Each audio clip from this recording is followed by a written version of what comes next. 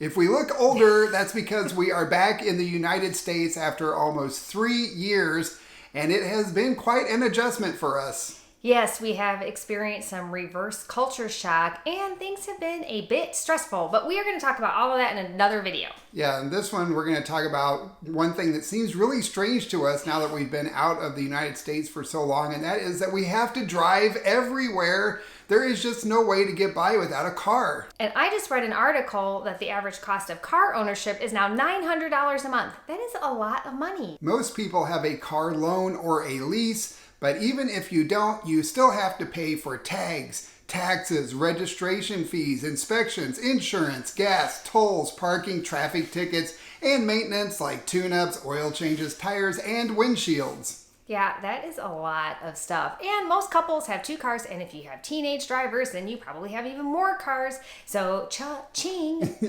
And all of those expenses just suck money away from your retirement savings, college savings, vacations, and anything else that you need money for. It just puts us further in debt. And unfortunately, in most cities, you need a car. Most of the U.S., you cannot get by without a car because the cities and the suburbs are so much further spread out. There's a lot of urban sprawl. Yeah, I grew up in the country. You couldn't get by out there without a car. It was 2 miles into the town and 20 miles into the city. You had to have a car. When I lived in Washington, D.C., it took 15 minutes for me to drive to the nearest metro station, another 45 minutes on the metro to get to my office downtown on 14th and K Street by the White House. That was a lot of time. I spent over 2 hours a day commuting. Yeah, so you were in your car and on the train. So when I lived in Denver, well, we lived in Denver, but I was commuting just in my car. But my 20-minute drive into the office would take over an hour if it was rush hour. And boy, I just hated that. And I think a lot of you guys can relate to this.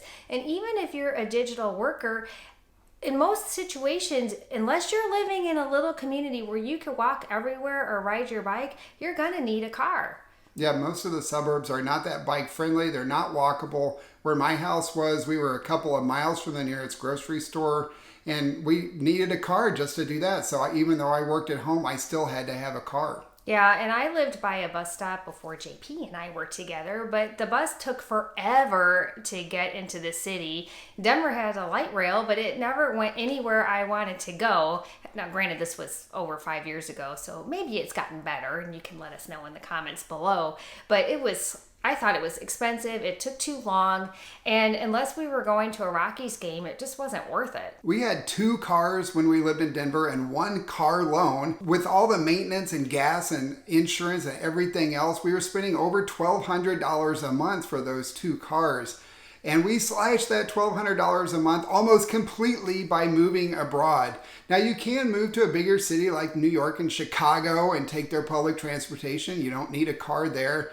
But your cost of living goes up so much that it more than compensates for the savings that you get by not having a car. By moving abroad to a lower cost of living country like we did, we not only save by not having a car, but we save on all of our living expenses. We've been living in Ecuador for almost 5 years now, and we do not own a car. And like in many other countries, we don't need a car. Even when we lived on the coast in a small rural beach town, we didn't have a car and we didn't need one. We took buses. There was 50 cents to take a bus from one town to the next. Cab rides were like $1.50. So we got by fine. We even rode our bikes occasionally, and we walked a lot. We walk a ton now, and let me tell you, unconventionals, I do not miss having a car one bit. We are so thankful that we don't own a car anymore and that we don't commute to a cube. And we're going to tell you 7 reasons why you might want to ditch your car and move abroad like we did. Before we dive in, be sure to hit that subscribe button because that gives you access to our community tab where we share additional photos, polls, and interesting tidbits. The first reason you might want to ditch your car is because it will save you a lot of money. We've already talked about that. We spend about $25 a month on transportation now. Most of that is in a cab riding back from the grocery store. All that money we're saving on transportation helped us pay off our debt in 3 years, which we talked about in a previous video. The next reason why we love not owning a car is because it's so much less stressful. This is my number 1 reason I found driving so much so stressful. I can't even get it out. It just causes me anxiety just thinking about it. And being back in the United States and being back in traffic has been extremely stressful to me. I am so grateful that I do not have to drive, and my goal is to never drive again. It is stressful with all of the traffic, especially. The highways are huge here. We're just not used to that. And there's so many cars on it, driving in bumper to bumper traffic, waiting through stoplights 2 or 3 or 4 times. Ugh. It is so stressful, and we see road rage. People are really unhappy that they have to drive, and they take it out on the rest of us people on the road. It's so nice to just be able to sit in the back of a cab and look out the window or talk to each other and not have to think about all of the stress of interacting with people on the highway or the road. We also save a lot of time because we aren't sitting in traffic. Yeah, and filling up the gas tank every week, putting $60 worth of gas in it, God, that's painful. We don't have to go get inspections, register it, get tags, pay taxes. We don't have to do any of that stuff. All of that stuff is a massive time savings. And stress reliever. One of my other favorite things about not owning a car is because we walk everywhere, we are both mentally and physically healthier and fitter.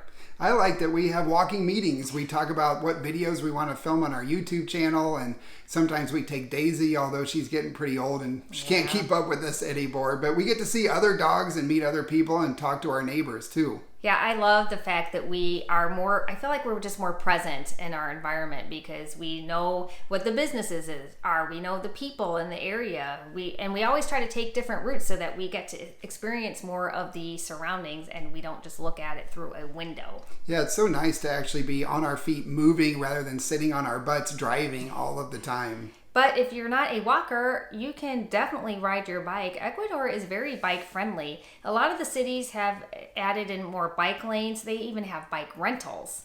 Yeah, you can take bike lanes all over the place. Cuenca has them everywhere. We've noticed them in other places in Ecuador. You can ride your bike all over town if you want to.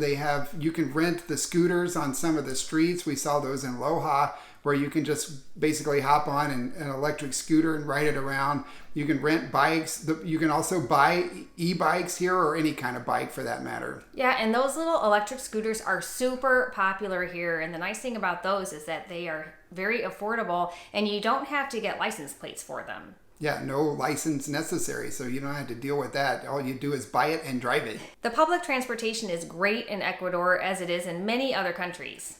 It is extremely reliable, efficient, and affordable. You can get places so cheaply. Some of the city buses are like 35 cents for a fare. Even the interprovincial buses run like $5 to $10 to go from one city to another. The busetas are around $12.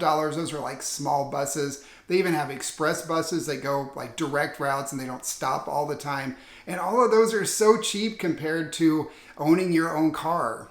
Lots of cities around the world have trains, rail systems, and even gondolas that go city to city, go into the city, and to other countries. In Cuenca, we have the Tranvía, which is a rail system, and Cuenca is a small city, so imagine like Colorado Springs having a rail system. We also have a new gondola system in Guayaquil. They're working on a metro system in Quito that's currently behind schedule. Hopefully that will be up and running soon. But unfortunately, there's no train system between the cities in Ecuador, but you do have the buses. You can also take a private driver. There are lots of taxis available, and there are rideshare companies throughout Ecuador. Uber is in a couple of cities, as is Cabify and Azu Taxi, and you could hire a personal driver. Yeah, we have a bank of personal drivers throughout Ecuador. We're happy to introduce them to you and you to them. We'll put a link below for that form. Just tell us where you're going to be needing a driver and we'll send an introduction email. People ask us on occasion if we are going to buy a car, and we've talked about it a couple times, but we've decided it does not make sense. Some expats do buy a car. We know several that own cars. They're really expensive. Automobiles are expensive in Ecuador compared to the United States.